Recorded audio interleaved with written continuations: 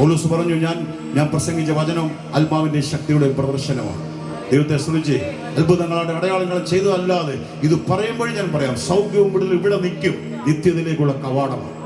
അതാണ് ഫിലിപ്പോസ് ചെയ്തത്. കാണുകയാലും കേൾക്കയാലും ദൈവത്തെ സ്തുതിച്ചാട്ട്. കാരണം നമ്മുടെ സുവിശേഷം പുറത്ത് നിൽക്കുന്നവർക്ക് അറിയത്തില്ല, പക്ഷെ അവർ അത്ഭുതം കണ്ടായിരിക്കും അവർ വിശ്വസിക്കുന്നത്. പക്ഷെ യേശുവിനെ അവർ രുചിച്ചറിഞ്ഞാൽ, ദൈവസഭയിലേക്ക് തരുമ്പോൾ ദൈവവചന അടിസ്ഥാനത്തിൽ അവരെ പഠിപ്പിക്കേണ്ടതിന്റെ ഉത്തരവാദിത്തം നമുക്കാണ്. ദൈവത്തെ സ്തുതിച്ചാട്ട്. പക്ഷെ തിക്കിനും തിരക്കിനിടയ്ക്ക് ഒരു ചരിത്രകാരൻ ഇങ്ങനെ പറഞ്ഞു, ജോസിഫസ് പറഞ്ഞ ഇങ്ങനെയാണ്, ഇവളവിടെ ചെന്നപ്പോൾ ക്രൗഡ് മുഴുവൻ കൂടി നിൽക്കുക. അന്നത്തെ സാഹചര്യത്തിൽ പ്രത്യേകിച്ച് ന്യായപ്രമാണത്തിന്റെ കീഴിൽ രാമൻ പറഞ്ഞ് എല്ലാവരും ശ്രദ്ധിക്കുന്നുണ്ടോ? ദൈവത്തെ സ്തുതിച്ച് ഞാൻ ദൈവത്തെ സ്തുതിക്കും, നിങ്ങൾ ആത്മാവിൽ ശ്രദ്ധിക്കുന്നു, ഞാൻ എനിക്ക് സ്പിരിറ്റിൽ സെൻസ് ചെയ്യും. ദൈവത്തെ സ്തുതിച്ചാട്ട്. ആ തിക്കിനും തിരക്കിലും ഇവള് പോണോ വേണ്ടായോ എന്ന് ചിന്തിച്ച്. കാരണം അന്നത്തെ അങ്ങനെ രക്തസ്രാവവും കുഷ്ഠമുള്ള ഒരു പാളയത്തിന് പുറത്താ. അങ്ങനെയുള്ളവർക്ക് വലിയ ശിക്ഷയാണ്.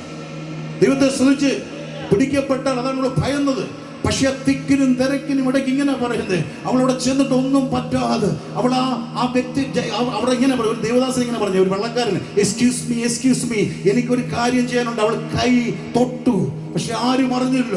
പക്ഷെ കർത്താവ് പറഞ്ഞു, somebody has touched me, എന്നെ ആരോ തൊട്ടോ. പല സംഭവങ്ങൾ അറിയാം, പലയിടത്തും പലതും നടക്കുന്നത് പലരും അറിയുന്നില്ല. പക്ഷെ എന്റെ കർത്താവ് അറിഞ്ഞു. കർത്താവ് അവിടെ അപ്പോഴത്തേക്ക് ശിഷ്യന്മാർ പറഞ്ഞു, നമുക്കറിയാം ട്രാൻസ്പോർട്ട് ബസ്സിൽ വലിയ തെള്ളിനകത്ത് തിരക്കിനിടയ്ക്ക് നമുക്ക് കയറിയിട്ടാ നമ്മൾ പറയുക എന്നെ ആരോ തൊട്ടെന്ന് പറഞ്ഞ് നമ്മളെ എന്തായിരിക്കും പറയുന്നത്. പക്ഷെ കർത്താവിനോട് അവർ പറഞ്ഞു, നിന്നെ തിക്കുകയും തിരക്കുകയും ചെയ്യുക ജനം. യേശു പറഞ്ഞു, ഞാൻ അതല്ല പറഞ്ഞ്, വെറുതെ തിക്കുകയും തിരക്കുന്നവരുടെ കഥയല്ല ഞാൻ പറഞ്ഞ്, വെറുതെ ഒരു ക്രൂസൈഡ് അന്ന് അവിടുന്ന് പോയേക്കാമെന്ന് പറയുന്നവരുടെ കാര്യമല്ല രാമൻ പറഞ്ഞ്, വെറുതെ എങ്ങനെയെങ്കിലും എന്താണെന്ന് അറിയാമെന്ന് പോകുന്നവരുടെ കാര്യമല്ല പറഞ്ഞ്, എന്നെ വിശ്വാസത്തോടെ ഒരാൾ തൊട്ടു. Somebody has touched me by faith. കുഞ്ഞെ, ഇന്നും കർത്താവ് നോക്കുകയാണ് ഈ വചനം പറഞ്ഞുകൊണ്ടിരിക്കുമ്പോൾ അധികാരത്തോട്. ദൈവത്തെ സ്തുതിച്ചാട്ട്. കർത്താവിനോട് പറഞ്ഞു, നീ 9-12 കൂസുകൾ ചെയ്തില്ലായിരുന്നു നിന്നെ മുമ്പോട്ട് കൊണ്ടുവരണം, നീ ചെയ്യണം. 40 വിശ്വസന നിന്നെ അധികത്തിൽ വിചാരമാണ്. ദൈവത്തെ സ്തുതിച്ചാട്ട്. അവൾ മാറിയിരിക്കുക, ഭയപ്പെട്ടിരിക്കുക. അവളോട് ചോദിച്ചു, എന്താ നിനക്ക് സംഭവിച്ചത്, എന്താണ്? അവൾക്ക് മറഞ്ഞിരിക്കാൻ കഴിയാതെ അവൾ പറയുകയാണ്, ഏറിയ വൈദ്യന്മാരെടുക്കൽ. ദൈവത്തെ സ്തുതിച്ചാട്ട്. ആമേൻ. പരവശിയായ സ്ത്രീ. ഒരു ചരിത്രം പറഞ്ഞ് കേൾക്കാം. ഇവളെ എന്തോ ഭയം ബാധിച്ചെന്ന് വിചാരിച്ച് വലിയൊരു അഗാധ ഗർത്തത്തിൽ ഇവളെ ഇരുത്തിയിട്ട് എന്തോ ഒരു ശബ്ദം കേൾപ്പിക്കും ഇവളെ. കാരണം ഇവിടെ പേടി മാറാൻ, ഇവിടെ രോഗം മാറിയില്ല. പക്ഷെ ഇവളെങ്ങും ആരാനാലും വൈദ്യന്മാരെടുക്കൽ.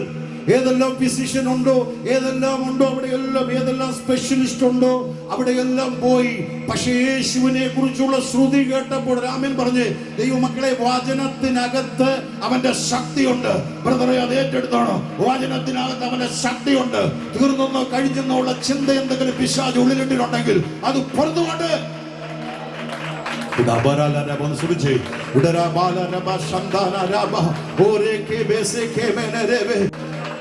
പിശാച് ഏലിയാവിനോട് പറഞ്ഞു. ഏലിയാവിന്റെ മേൽ നോക്കി നിരാശയുടെ ആത്മാവ് വന്നപ്പോൾ ആദ്യം എന്താ പറഞ്ഞറിയോ? പിതാക്കന്മാരെ കഴിഞ്ഞ നല്ലവനല്ല, എന്നെ എടുത്തോണേ. പക്ഷെ കർത്താവ് തോളത്തടിച്ചിട്ട് പറഞ്ഞു, ഡിസംബറിനോട് പരിശുദ്ധാത്മാവ് പറയണം, ദൂതായിട്ട് ഏറ്റെടുത്തു, ദീർഘദൂരം യാത്ര ചെയ്യാനോ.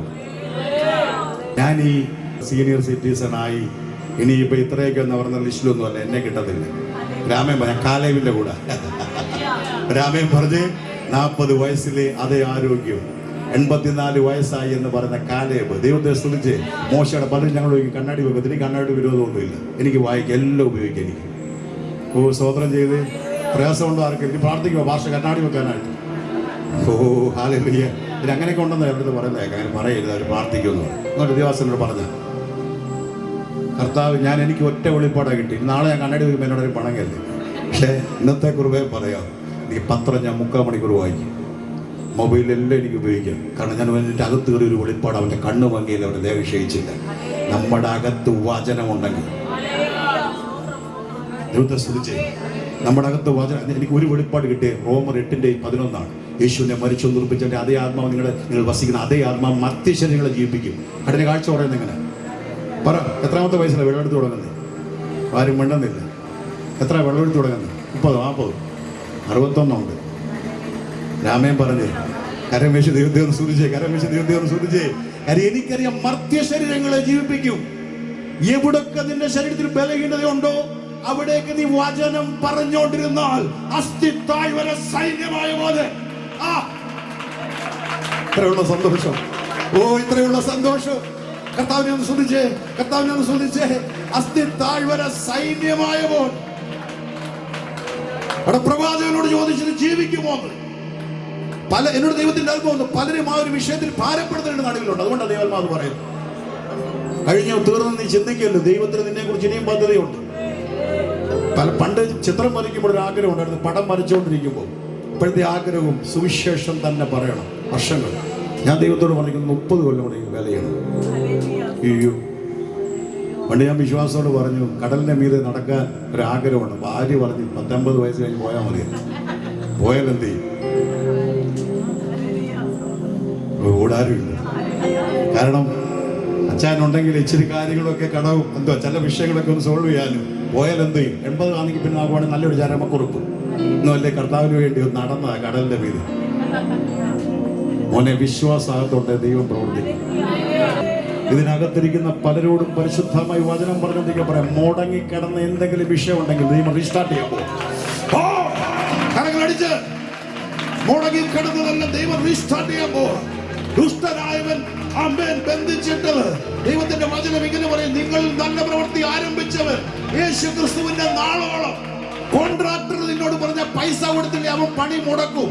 ഒരാമയും പറഞ്ഞാട്ട് പലരും മുടക്കും. പക്ഷേ ദൈവം വിശ്വാസത്തിന്റെ നായകനും പൂർത്തി വരുത്തുന്നവനുമായ കർത്താവ് വഴിയിൽ മുടക്കത്തിലെ ദേവദാസന്മാരോട് പറയുക, പുതിയ തലത്തിലേക്ക് ദൈവം ടേൺ ചെയ്യാൻ പോകും.